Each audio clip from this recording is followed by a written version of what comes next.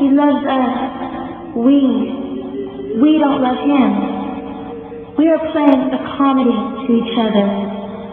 He discovered us. He knows who loves him. We are playing the comedy between each other. He is patient towards us. He wants to unify us by his will.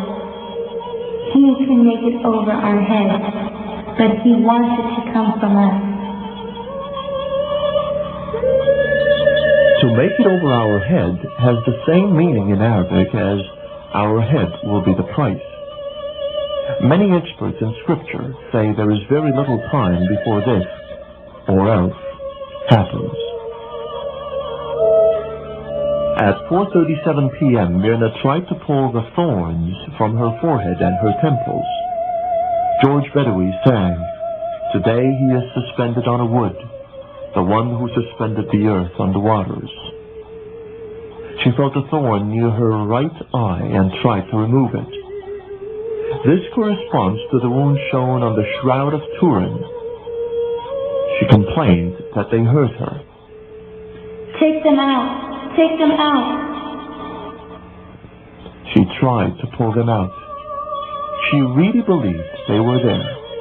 Move them away. Move them away. For 2 minutes on end, she tried to remove them.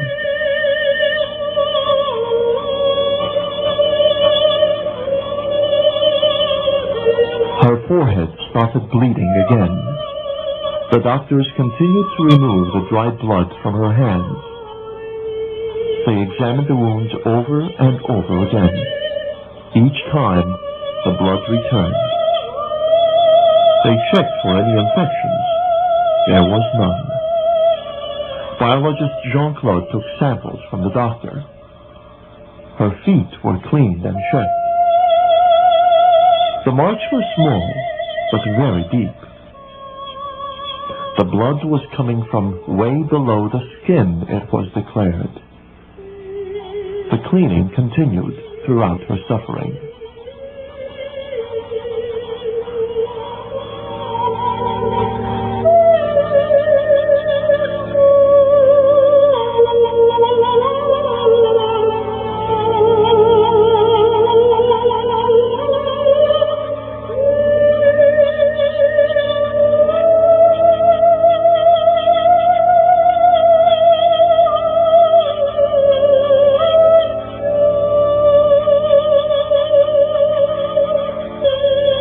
When it was over, the wounds closed all by themselves, leaving only a mark for a few days, and then nothing.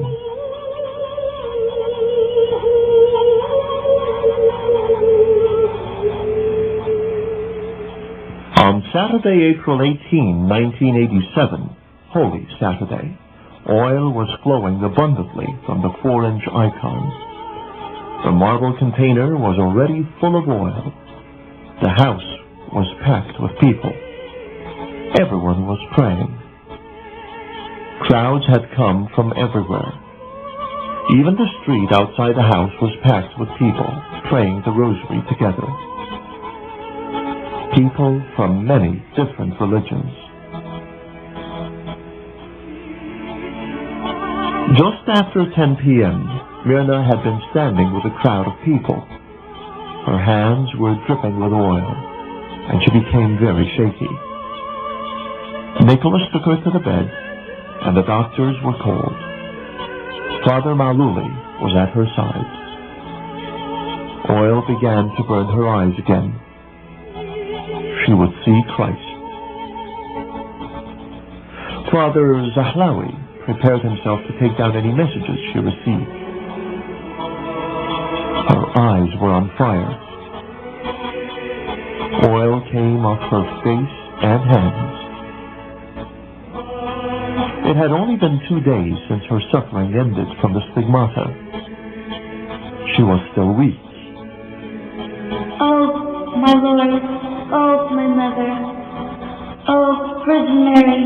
Jesus, have pity on me, your servant sinner. I can't stand it anymore. I can't stand it anymore.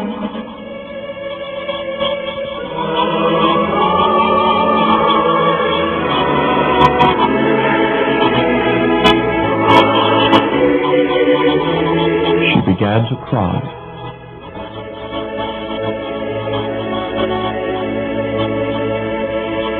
The oil literally poured off her hands and face. But the oil in her eyes was the most difficult. Her eyes had to be purified before she could see Christ. The pains would last 1 hour and 16 minutes.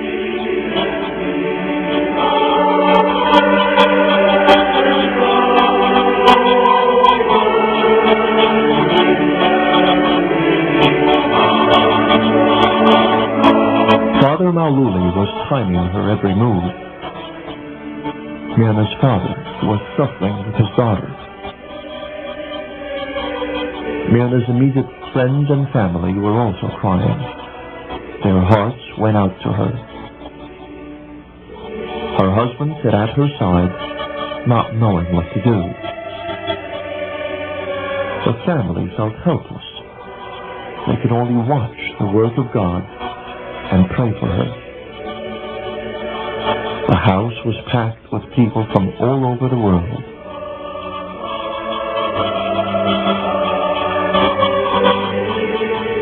The pain comes from deep inside her eyes. At the request of Father Maululi, no one tries to hold her hands. He says that God will take care of her and that no one should interfere. He was right. She touched and rubbed her eyes, but did not harm herself. After the burning feeling and the ecstasy, her eyes would not even be red. She continues to whisper cries to Christ and his mother to help her withstand the pain. The oil pours off her face and hands and onto the bed. Soon, the suffering is almost over. The light is starting to appear.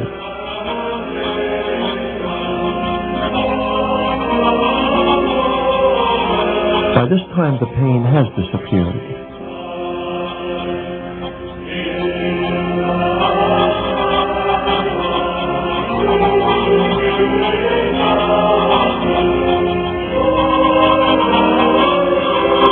She prayed with the people in the room, but suddenly the room and everything in it began fading away.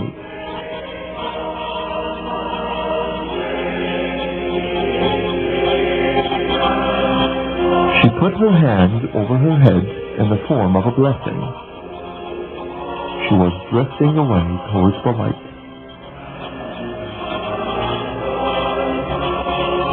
The doctors checked her constantly. She felt nothing. She was not in the room anymore.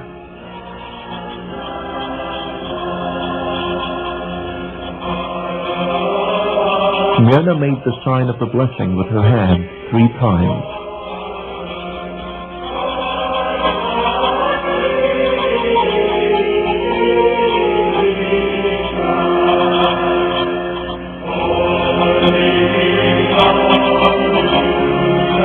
She saw Christ dressed in a white robe, giving the blessing. He told her, "I have given you a sign of my glorification. Continue your journey, and I will be with you. Or else